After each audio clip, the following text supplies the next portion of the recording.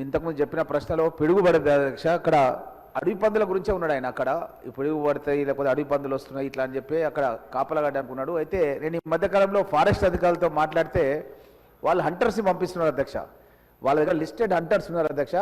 వాళ్ళే వచ్చి ఫ్రీగా షూట్ చేసి అడవి పందులను చంపేస్తున్నారు అధ్యక్ష. కాబట్టి సభ్యులకు ఇక్కడ చాలామందికి అవగాహన కల్పించడానికి మీకు ఎక్కడైనా హంటర్స్ కావాలంటే నేనే కోఆర్డినేట్ చేసి మీ యొక్క నియోజకవర్గాలకు పంపించి ఈ అడవి పందులకు సంహారం చేయడానికి కూడా నేను మీ సహచర శాసనసభ్యునిగా బాధ్యత తీసుకుంటాన్న విషయాన్ని కూడా తెలియజేస్తూ గ్రామ పంచాయతీ సర్పంచులు ఒక లెటర్ రాసి ఫారెస్ట్ అధికారికి ఇస్తే చాలా అధ్యక్ష.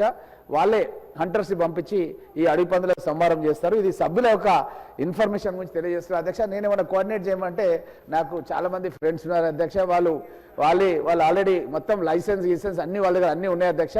అధికారికంగా ఫారెస్ట్ అధికారులను కూడా వెంబడి పెట్టుకొని అవి సంహారం చేసి దాన్ని అక్కడనే పూడ్చిపెట్టేస్తారు అధ్యక్ష. అవి తినడానికి వీల్లేదు, వీటిని అక్కడనే ఎట్లా పొందబెట్టేస్తారు అధ్యక్ష. కాబట్టి ఆ విధంగా వెసులుబాటు చేసుకొని మన యొక్క పంటల్ని కాపాడుకోవాల్సిందిగా ఒక రైతు బిడ్డగా నా రైతు సోదరులందరూ కూడా విజ్ఞప్తి చేస్తున్నాను అధ్యక్ష.